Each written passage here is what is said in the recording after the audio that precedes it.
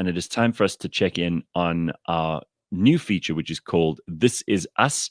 So every Tuesday at 7:30, we are joined by Yatish Narsi, who you've met before, along with Lebang Kgosana, to unpack what we can all do to spread positivity, kindness, and good vibes in South Africa. It's also about what it means to be South African. And we've got quite a lot to get into today. And we'll start off with a little recap of the Heritage Day weekend, because we were doing some things for the Heritage Day weekend, which Lebang will tell us about in a moment or two. And we're going to be joined by a special guest in a minute called Amy. She's going to be on with us in a sec. Hey, Yatish, nice to have you back. How are you? Good, and you? How's it, guys? Very, very good. All right, so Lebang and Yatish, give us a quick recap on Heritage Day, and that was a useful day to launch everything on. How did it go? I thought everything went really well. So basically, the whole idea was for us to think about the kind of tomorrow that you're leaving. Think about the kind of South Africa that ultimately the future is going to inherit. And that was the whole purpose. The purpose was do one good act of kindness, do one good act of positivity, just something that's going to make the person next to you, around you, feel better, and just give a little bit of hope. Take some hope out of your bag and just spread it all over the place. So that's what we did, and that's what we tried to do. And I particularly like Yatish's view on it. He was more like, how do we get people to give what they've got from a resource perspective? So not money per se, not time even. Like it could be your profession, or it could be something you're good at. So there's this lovely lady who was a poet, and she was like, look, I'm willing to give away a poem. That's my one act of kindness, and hashtag this is us. So how cool is that, Gareth? Like the angle isn't just the typical go out there and, So I thought about this because you guys gave me a job and you said we've all got to do this one thing. And Yes. I don't particularly like social media, but I thought it was an interesting thing to think about. I thought about how South Africa was in those mid to late 90s when we were building things, when we were trying to create a cohesive country. We were trying to make something out of a very troubled and difficult past. And I thought about all the things that we did to pull together. I even thought about, South African music and how that started to take off in the late 90s, and how we all became really passionate about being South African. We tried to figure out what it means to be South African. And instead of kind of go at each other, which was definitely I think there was a symptom of the early 2000s, or even the late 2000s, as it may be, that we just stopped building and we started breaking down. And it was partly the politicians' fault, but I don't want to blame them entirely, because we also have a role to play. And I think it's time we start building again. Part of the reason I love this, This Is Us, is because it gives us a chance to build something, to create something, to do something really powerful. And, if you're creating things, that's your spark of the divine. And that brings us to our guest. So, Yatish, tell us about our guest for this morning. Cool. So, I mean, Amy, who you'll meet if any of you have seen any of the media we've put out, either the sort of radio spots or the TV spots. Amy is one of the voices. She's actually the opening voice of that little montage we put together. And I think more importantly, and I'll also circle back to how sort of Heritage Day went. I mean, I think it was a good start. It was also indicative in many ways of just how far I think we have to go. I think changing behavior and building behavior is so much harder than just getting likes. I think often in campaigns we look for a very sort of superficial engagement, likes and shares and retweets and all these things, and we think we've made an impact.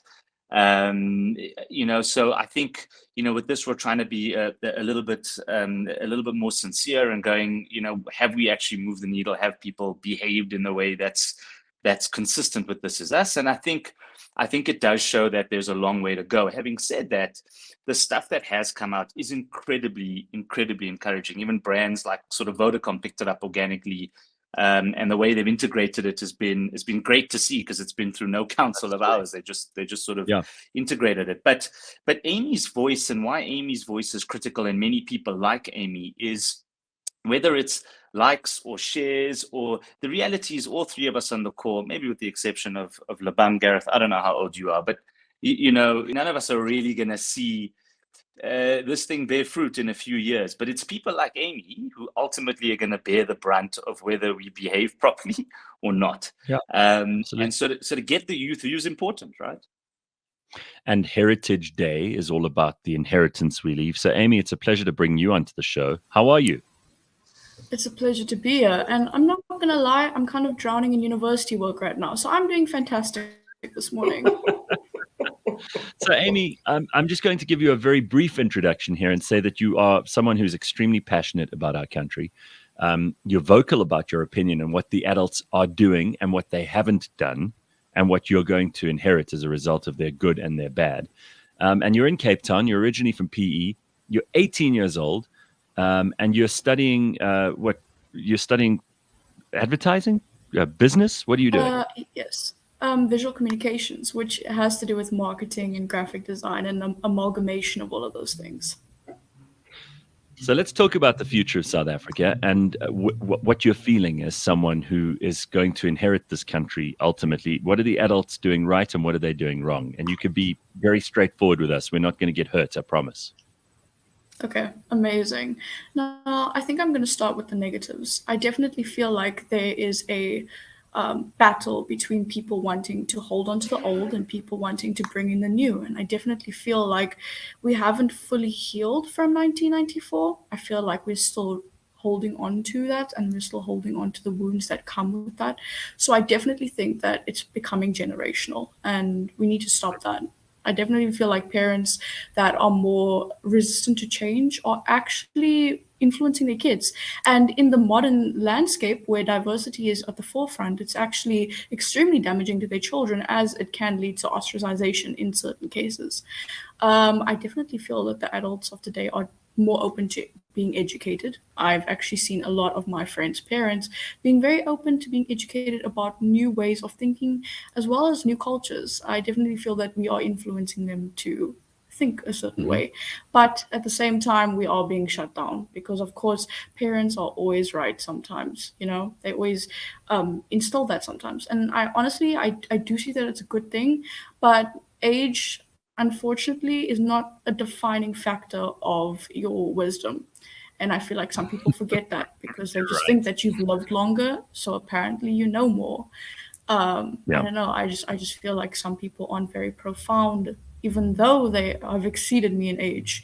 But I think that's just my personal opinion, to be honest. No, I think you're right. I think that's absolutely true because I know loads of people who are very old, but they're still quite ignorant.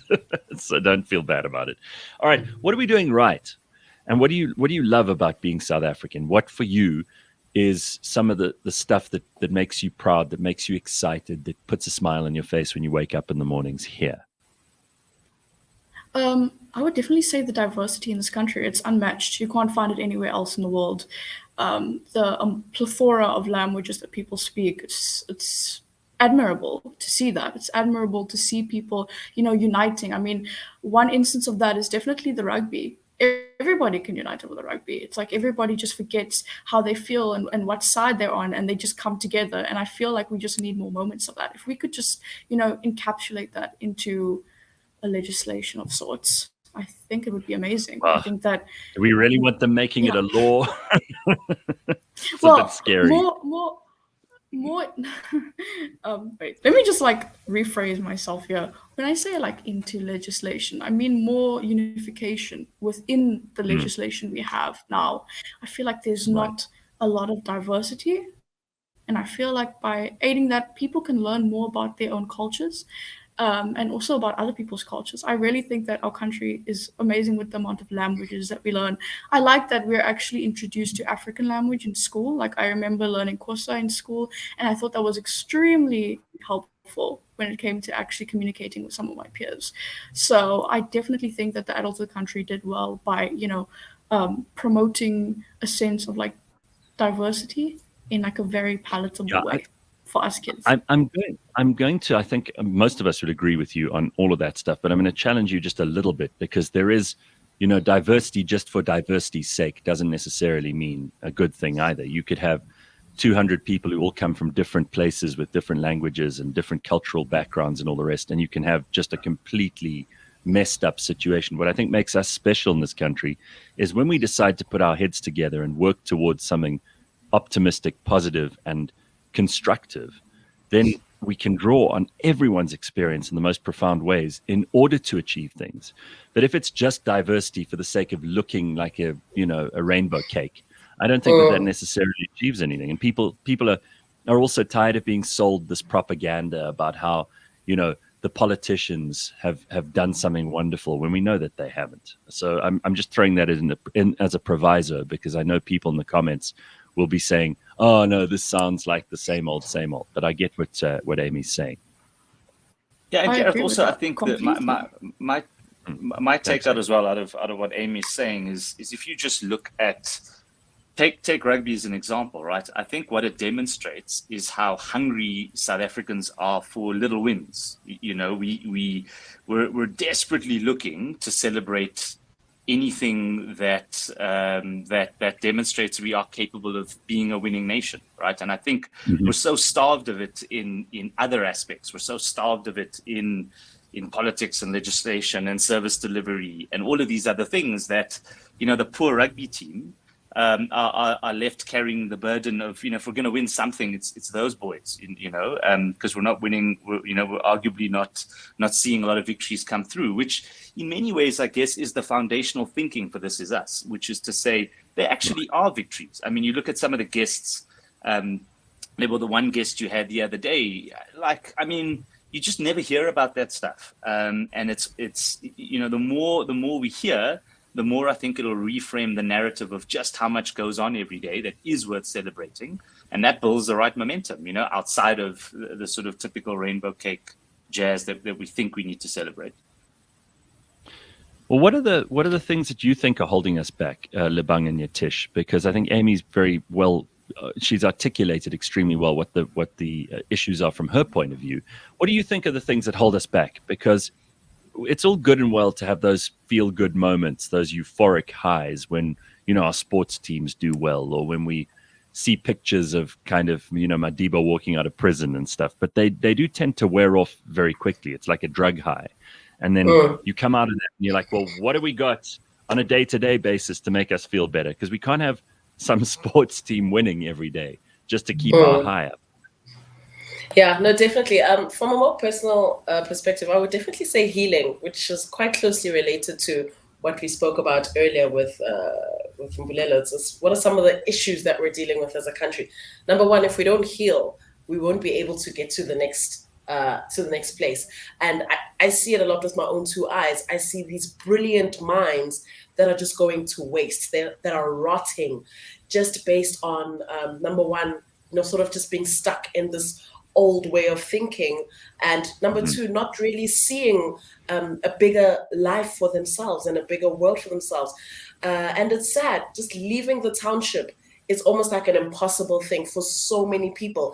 Just to see Sandton is like, whoa, this place exists. And so for me, it's in those things. It's let's get the mindsets just like, fine-tuned. Let's get the healing done. Let's get some sort of like national psychiatric aspect going down. Like we all need help, number one, and then let's live in the solutions. Like a little bit of group take it from there. Let's just get like group therapy. You know how we have Cyril doing the family meetings every other Friday on TV? Let's have a group therapy as a country and sit and unpack our problems so that we can start living in the solutions and seeing what we can ultimately do. If we can get the mindset of more South Africans to just switch on and switch off of those little things from the past, then you'll be surprised at what we can see. I had a conversation just this weekend with friends about something small like a tree, a little green tree. Most townships don't have any trees at all in the streets. And that was by law. By law, no green trees are allowed to be on the streets. And imagine, we may downplay it, but when you wake up in the morning and you open your window and you see a green tree and you can breathe this air and it's like, it probably makes some kind of little difference. Now, of course it does. Imagine if your whole life, if you can't do that. So for me, it's in those little things. Let's start planting trees in the hood, man. Let's start getting people out of these environments where they are almost suppressed into this way of thinking, because in as much as it's your own personal responsibility, your environment has an immediate effect on how you think and how you live. So for me, that's where I would start, if I could. I want And to I want to take it back to our special guest for this morning, Amy, and just ask you, Amy, like among your friends and the people that you talk to every day, whether it's on campus or at home or when you go out on the weekend or whatever it might be, what are the things that make you guys feel good, and what do you feel is the contribution that you can make? Because I know that we keep on being told, that doing good is part of what young people in the world feel about themselves. They want to do good. What kind of good is that? And I know that it's not something hollow and meaningless and shallow. I know that it's something that really makes a huge difference in your and other people's lives. But what kinds of things do you guys talk about when it comes to these slightly more deep and meaningful contributions? I definitely feel like when it comes to like doing good, I think it can be split up into like different facets. Like, doing good in like treating your peers well and making sure that they're respected, respecting people's pronouns, respecting people's sexualities. It's not even just a culture thing anymore. It's something that reaches far beyond that. I would also say that environmental affairs are actually something that people are very concerned about as well. We're very much into nurturing the planet as well as nurturing ourselves. So I would definitely say that that is what we think of when we want to feel good and do good. I like that. Yatish, are there things that you think that we should all be doing at this stage that we could all make a difference? I mean, Lebang gives us a very simple, straightforward thing like the trees, for example, and we do have the most beautiful country when it comes to natural resources and the reason so many people from all over the world want to come and visit us here. But I don't know if we're the best guardians of that. I hope Amy's right and that the next generation is better than ours. Because when I drive around, I see quite a lot of mess. And I don't think that that's Amy's people. I think it's our people, if you know what I mean. Yeah, I mean, let's circle back to the rugby example, right? Because it's tangible. Okay. I think what people always need, it's just human nature, is we need like a shared agenda or a shared goal, which sometimes comes as well with a shared enemy, right? It's what's the thing we're fighting as a collective. It's often the best way to unite people across differences, right? Is a shared enemy. Now, pre-94, the enemy was very easy to define. Right. And that that was obvious, and so you could rally across nationalities, languages, all sorts of things. Everybody knew that's what we're fighting, and I feel like some of the great countries in the world are so good at defining those agendas. So China are planning 50 to 100 years in advance. There's a very clear agenda. Whether you like what they do or not is immaterial. The point is, as a collective, they understand what they're shooting towards. So, for me, the thing that's potentially really, really important, and that's why the youth was such a powerful voice for us, because it gave us a center of gravity. As This Is Us. We said the thing we should be fighting for is the legacy we leave behind for people like Amy, whether that's across environmental issues, whether that's across our sort of desirability as a tourist destination, whether that's the sort of economic stability, service delivery, whatever that is. The thing we leave behind is so critical. And if we can all start to think about, in fact, again, I'll keep going with the rugby. If you look at the All Blacks code of conduct, right, one of the big things they talk about, which I love, is the idea that the jersey you wear is not your jersey, right? You're looking after it for the next number 15 or the next number 9 that comes after you. And they talk so clearly about that idea of plant the seed of the tree you won't see grow. So even if that's the agenda, even if that's the thing, which is to say, how do we progress from here to here in the next 10 years, and it's a shared national agenda, I think things like that galvanize a country more than the sort of sporadic tactical things of just doing random good. I think we've got to at least coalesce it to something. I think that's beautiful. Well, Amy, listen, it's a great pleasure to speak to you this morning, and thank you for joining us. And I hope that you continue to do amazing things, and we hear more from you and from other people in your generation who are making a difference. We'll talk again soon. Yes, thank you so much for having me. It was amazing to be here, and thank you so much for giving the youth a platform in order to speak. Thank you so much. That's pretty much all. It's all we're good for, if you ask me. Right. So, I think there's some interesting points being made by people, and many of us look to someone else to do some of the hard and heavy lifting, right? And we look to politicians, and we've got elections coming up in this country now, and obviously politics just fragments us rather than puts us together, because politics, by nature of how it works, the politicians themselves do better when they can turn us on each other than when they can make us work together. And there was a brief shining moment for a couple of years in South Africa where we did put most of that stuff aside, where people were like, you know what, we'll forgive a little bit of this and a little bit of that on either side, and we'll just move forward. I think that that's kind of what you were hinting at there too, Yatish, is that we need now to have some kind of goal that we're all working towards. And it might not be the biggest things; it might just be little things. Um, I'm thinking of Lebang's thing about the tree. I'm thinking about how you can mentor someone in your own business or in your own job.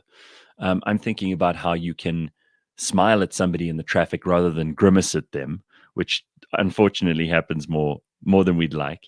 And maybe even just clean up around you. You know, there's such a lot of work that needs doing when it comes to looking around South Africa, and someone's got to start doing it. And you don't have to start with the biggest thing. If you start with the stuff you can control, then you can make it bigger and increase the circle. And as you do that, you bring more people in to help you do it, right? 100%, 100%. And let's be honest, it's easier to kind of sit back and not do anything. It's easier to just sit and be like, well, somebody's got to fix it. It's not going to be me. And maybe you aren't going to understand why the concept is so important. But when you're able to look ahead, and when you're able to say, you know what, in this little world that I live in, what is it that I can do?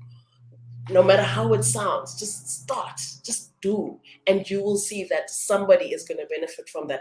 It doesn't need to be a big show. It really, really doesn't. But at least start to just sit back and focus on the negative and just look at all the bad stuff. And that's easy. And like the three of us here are not here for that.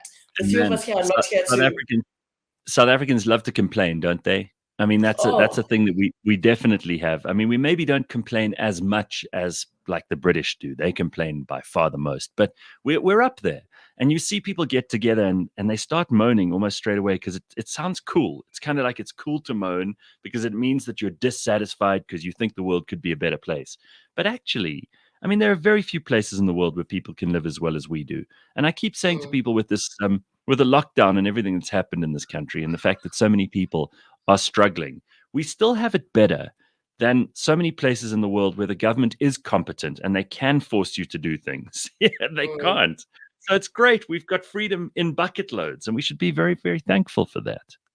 Definitely, definitely. In fact, the one thing that gave me sort of big encouragement recently, I watched that 9/11 documentary on Netflix, and there was as part of their sort of due diligence, they have a committee that goes around almost auditing the spend of the US military, and they sort of lay bare some of the decisions that were made in sort of Afghanistan and Iraq, which were hilariously bad. Like we wouldn't even make decisions that bad. It sort of gave me certainly a little credit to go, actually, like you say, like these systems are dysfunctional all over the world. They really, really are. And it's not, it's easy. There's that sort of Yiddish expression, to a fly in molasses, the world is molasses, because we're here, we think this is only our reality and everybody else is better off, but no one is. And you just have to sort of get on with it. All right. So what's the next step for This Is Us? Because that's what people want to know. If we're all going to get involved and we're all going to do our little bit, then how are we going to coordinate this and how does it go from here? Cool. So, I mean, I think we sort of launched through Heritage Day this idea of kind of doing something positive. What's happened in the last week or so, to be honest, is just us. Sort of, we've had a huge influx of a series of brands, individuals, little non-profits, journalists, even creatives, agencies, who've all come forward and asked exactly the same thing, which is, how do we help? How do we help? How do we help?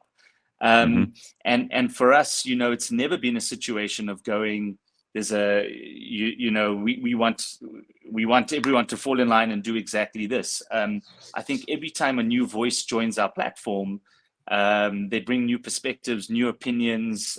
We've always been about being open source. So, what the team is currently doing is sort of collating all of these, like we call it the coalition of the willing, right? It's all these brands, individuals, etc., that have come on board.